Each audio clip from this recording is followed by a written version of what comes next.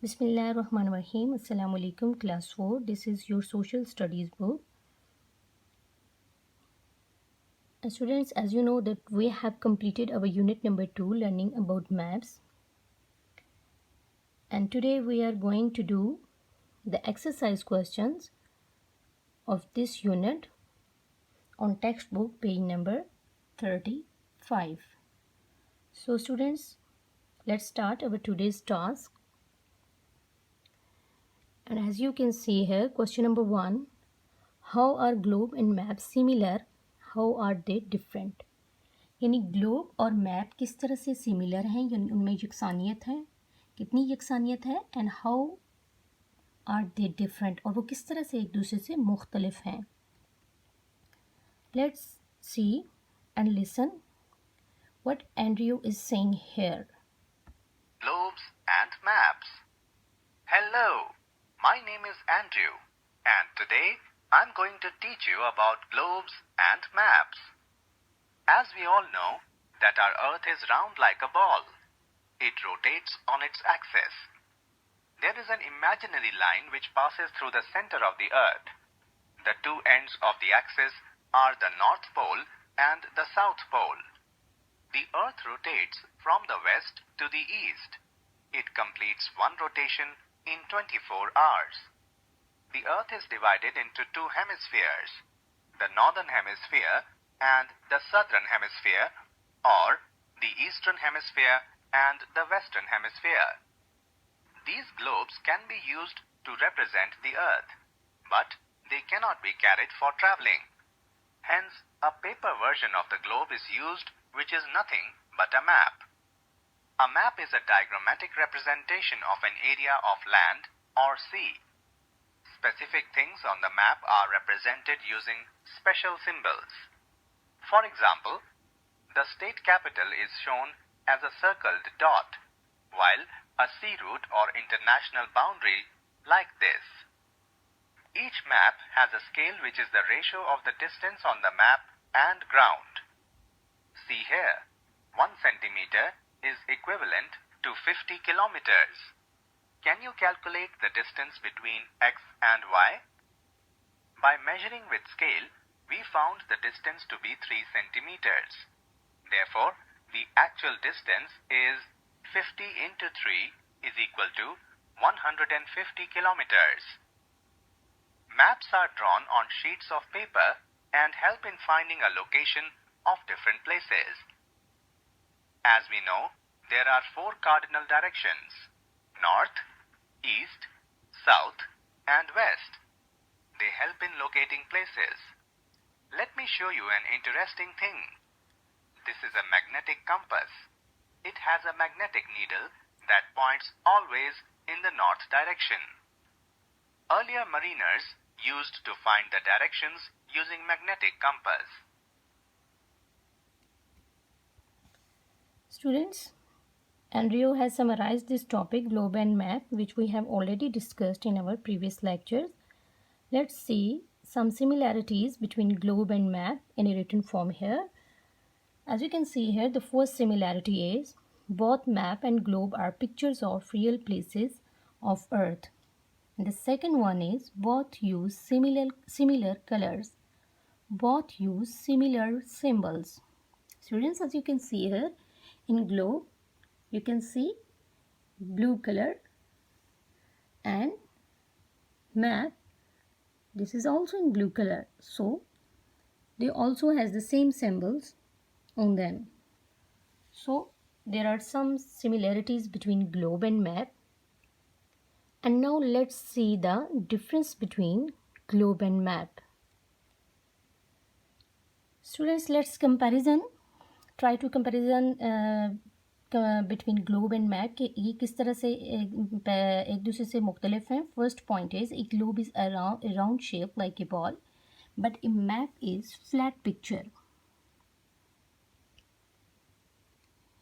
A globe gives three-dimensional presentation, but a map is a two-dimensional presentation. A globe is not easy to carry around, but a map is easy to carry and is portable because it is lightweighted, that's why. A globe is more accurate, but a map is not 100% accurate. We can see only half of the world on the globe, but we can see whole world on the map at one time. Students, there are some differences between globe and map. And now let's see the next question of exercise textbook page number 35. Let's read this question. How does the key of a map help you to read a map? यानी एक की आपके लिए किस तरह से helpful साबित होती है एक मैप को रीड आउट करने के लिए. Let's see the answer of this question. की. द अदर नेम ऑफ की is legend. Usually when we look at a map, we may not understand what a symbol may be representing. So a key helps us to understand what the symbol mean. Yani key, as you can see here, the table, which is consisted of different keys. For land, you can use this key. For water, you can draw water in this way, mountains, forest, etc. So why we call it the key? Because it helps us to unlock the information that is stored on the map. So students, let's try to read the next question of exercise textbook page number 35.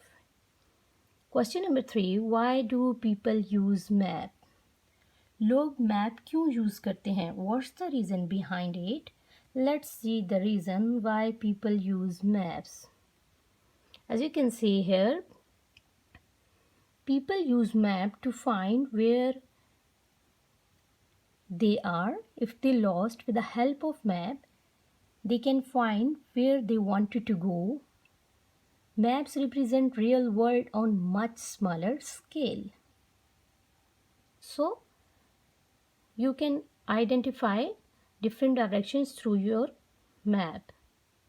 Let's see the next question of exercise, that is question number 4. Why do we use symbols on map? हम map के ऊपर symbols क्यों use करते हैं? Let's try to find out the answer of this question number 4. Symbols.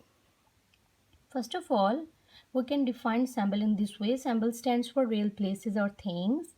We use symbols to show important features on the map. It is not on a map. It is not possible to show details of features because it is not enough place on the map. So symbols are lines, patterns and colors representing the real objects and features. So let's try to see the symbols that are used on map.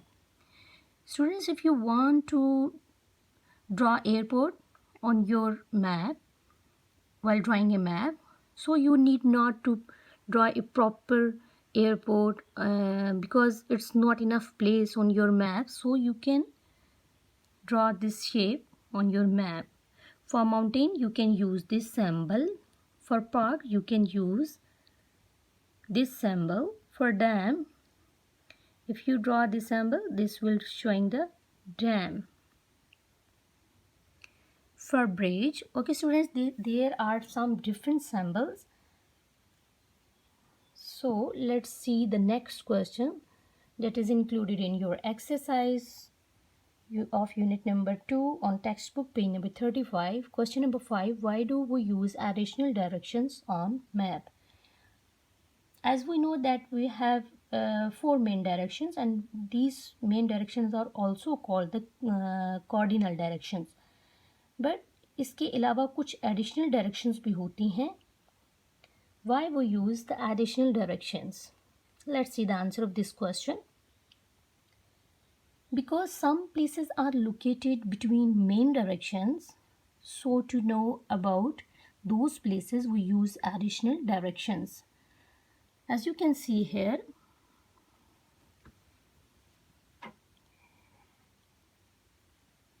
east, west, north and south. There are four main directions or the cardinal directions, but there are some places between the two main directions. For example, this dotted line is showing the additional directions.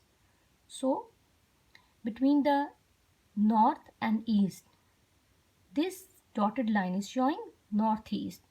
This is called the additional directions. So between south and east, this dotted line is representing southeast. Between south and west, this dotted line is called the southwest. This is additional direction. And between north and west, this dotted line is representing the additional direction northwest. So students, there are some additional directions. Let's see the next question of exercise. Question number 6. List at least 10 countries that are in Asia, that are located in Asia.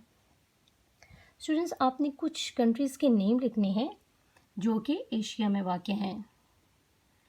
And students, as you know that where Pakistan is located, yes, Pakistan is located in Asia, and many other countries are existed in Asia also. Let's check the answer of this question. Following countries are located in Asia.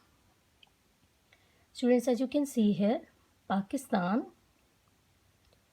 Iran, China, India, Sri Lanka, Nepal, Afghanistan, Bangladesh, Bhutan and Tajikistan. And students, you can take help from your textbook page number 34 and you can search out different more countries that are located in Asia. So students, this was our today's lecture, and try to memorize all these questions, and after memorizing you will practice on your notebook in written form. Okay student, thank you so much and very take care of yourself.